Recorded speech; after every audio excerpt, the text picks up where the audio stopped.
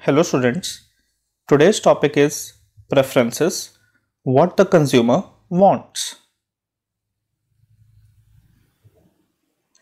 Representing preferences with indifference curves.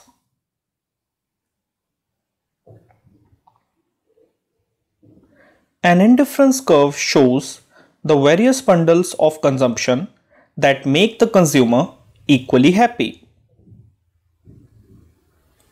This figure shows two of the consumer's many indifference curves.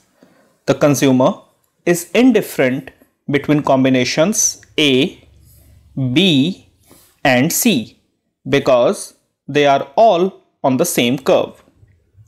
Not surprisingly, if the consumer's pizza consumption is reduced from point A to point B, as you can see, right? If the consumer's pizza consumption is reduced from point A to point B, the consumption of Pepsi must increase to make the consumer equally happy. If the consumer's consumption of pizza is reduced again from point B to point C, then the consumption of Pepsi must increase yet again.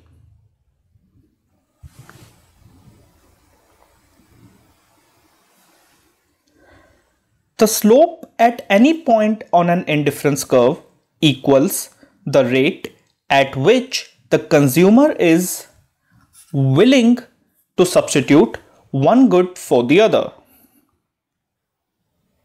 And this rate is called the marginal rate of substitution, that is MRS. In this case, the marginal rate of substitution measures how much Pepsi the consumer requires to be compensated for a 1 unit reduction in pizza consumption. How much Pepsi needs to be compensated to the consumer for a 1 unit reduction in pizza consumption? Notice that these indifference curves are not straight lines, therefore its slope, that is MRS, will not be same at all the points on a given indifference curve.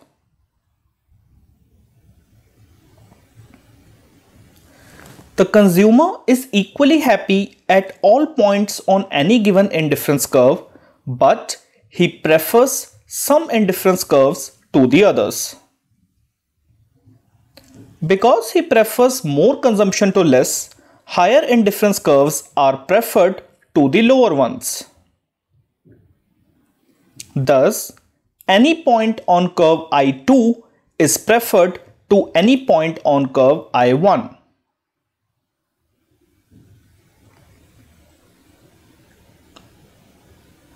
For example, the indifference curves tell us that point D is preferred to point A because point D is on a higher indifference curve than point A. Point D is preferred to point A because it lies on a higher indifference curve, that is I2. And that conclusion may be obvious because point D offers the consumer both more pizza and more Pepsi. Right? The indifference curve also shows that point D is preferred to point C because it lies on a higher indifference curve. Even though point D has less Pepsi than point C, but it has more than enough extra pizza to make the consumer prefer it.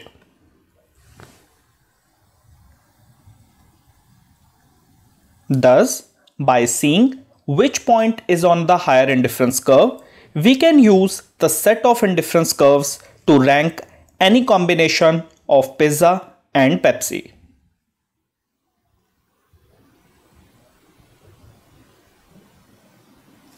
Thank you.